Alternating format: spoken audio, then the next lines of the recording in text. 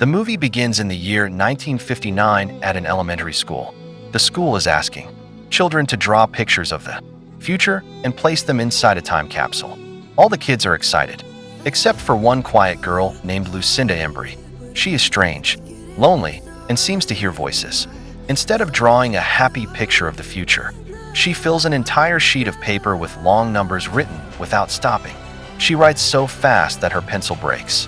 A teacher takes the paper away from her when the time capsule is closed.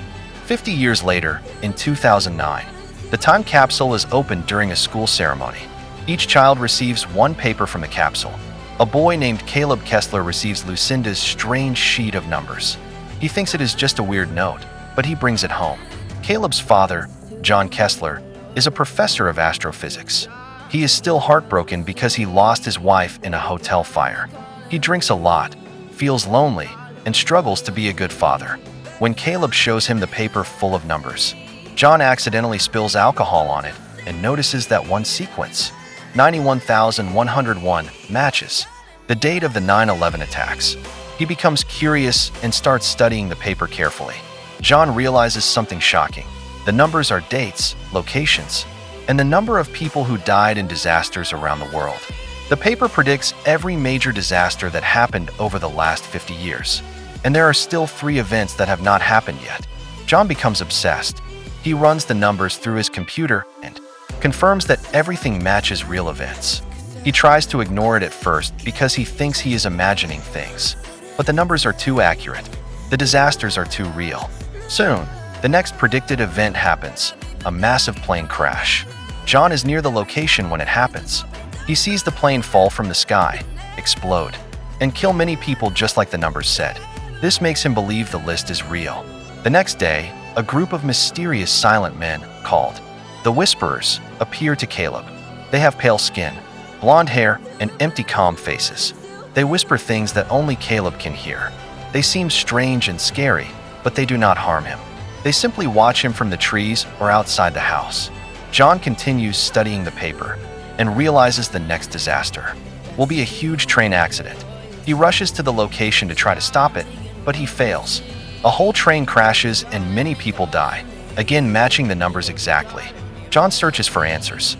He finds out that Lucinda, the girl who wrote the numbers, is dead, but she has a daughter, Diana, and a granddaughter, Abby. John meets Diana and tries to explain the list. She does not believe him at first. However, when she sees the disasters happening just as the numbers predicted, she becomes terrified. Together, they visit Lucinda's old house. They discover she carved scratch marks into her closet wall. The scratches show another number that John didn't see on the original paper. It is a strange symbol that he later understands means everyone else. This means the last event on the list is not just a local disaster. It is global destruction. John researches deeper and finds out that the sun is going to release a massive solar flare. This flare will burn the earth and destroy all life. Nothing can stop it. Diana panics and takes Caleb and Abby to escape the city, hoping to survive somehow. But John believes there is no place to hide from a solar flare. Then, the Whisperers appear again. They come for Caleb and Abby. They show John visions of the future. They reveal that they are not evil. They are helpers sent to save specific children, who can hear their whispers. John realizes that these beings are not human. They are likely angelic or extraterrestrial messengers. They cannot save everyone, but they can take a few innocent children to another world where life can begin again. The children are chosen because they can hear the Whisperers, the same way Lucinda heard them when she wrote the numbers. Diana tries to escape with the kids, but she dies in a car accident, the second to last prediction on the list. John arrives just in time to take Caleb and Abby to the Whisperer spaceship. The Whisperers allow only the 2 children and their animals to come. They forbid adults. John says goodbye to Caleb in a heartbreaking moment. Caleb cries and begs his father to come, but John tells him to be brave.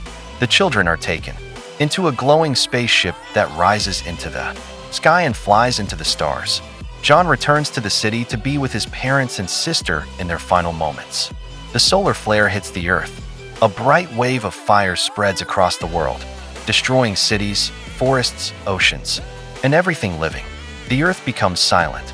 The last scene shows Caleb and Abby running through a beautiful golden field on another planet.